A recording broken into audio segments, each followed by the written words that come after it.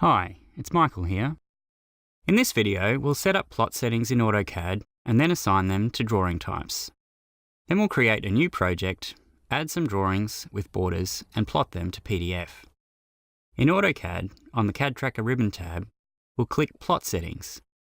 We want to add a new one which will be our standard PDF plot setting for most of our A1 drawings.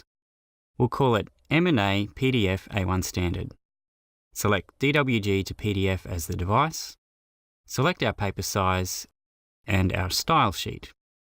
For the selected paper size, we don't need to rotate the plot. Our borders are designed to be plotted at a scale of 1:1. Now we'll add another plot setting using our colour style sheet, which will be used for 3D views where we want to plot some objects in colour.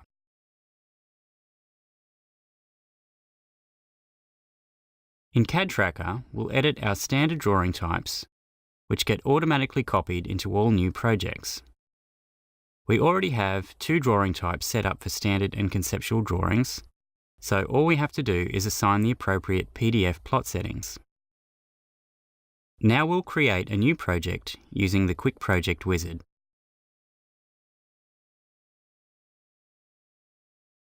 Our standard drawing types have been copied.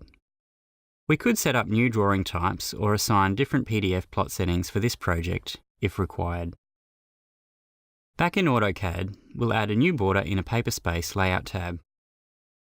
In this DWG, we want to add borders to multiple layout tabs, so we need to create a model record.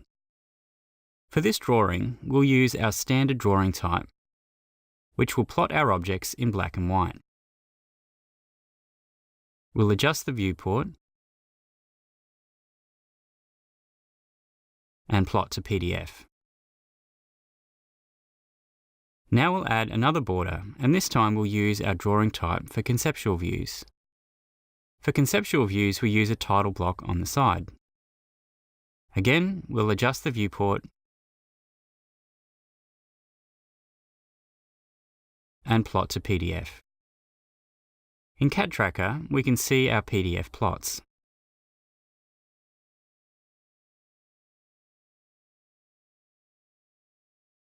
That's a quick overview of plot settings in CadTracker. Bye for now.